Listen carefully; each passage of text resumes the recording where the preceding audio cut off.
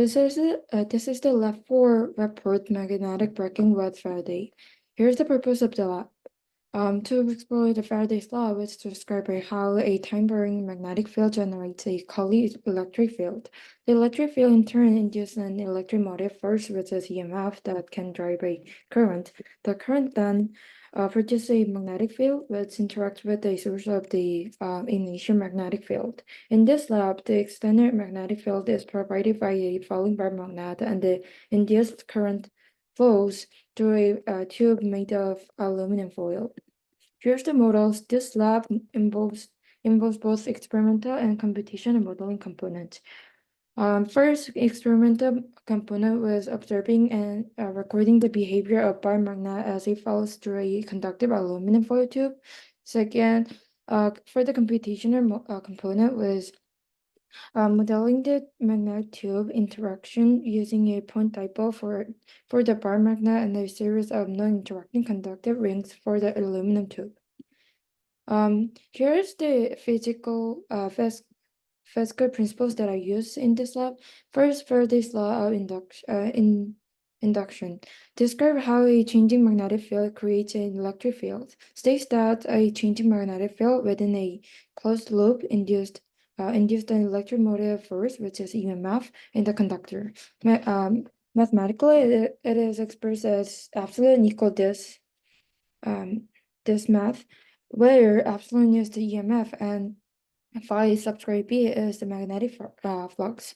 Second, I use Lenz's law, which indicates that the direction of the induced current will opposite the change in magnetic flux that caused it. Third, lastly, Biot-Savart law. Here's the preview of research. The experimental observation of the time delay experienced by the falling magnet due to the induced currents in the aluminum tube and the others. Here, then here's the reasoning for using specific models. First reason was point dipole model for the magnet, and second, non-interacting conductive ring for the tube. Here's the assumption that I assume for this lab. First, magnet as a point dipole. Second, I also assume that non-interacting rings. Lastly, neglecting the air, I neglect the air resistance. Here's the initial condition of the system and surrounding. First, for the initial condition was position and velocity, which the magnet initially at the rest just above the top of the tube. Second, magnetic moment. Third, tube geometry. And I assume the system as a bar magnet and the conductive tube. And for the surroundings, I assume that the external environment, including the gravitational field and the air. Here's the similarity and the difference between the data and the model prediction. First, the similarity was both the experimental data and the model predictions showed a delay in the fall time of the magnet through the tube compared to the free space. Then difference was the exact time taken for the magnet to fall may vary between the experimental and the model due to the idealized assumptions in the computational model. Here is a possible source of error. First could be measurement errors. Second, assumptions in the model. Third, material imperfections.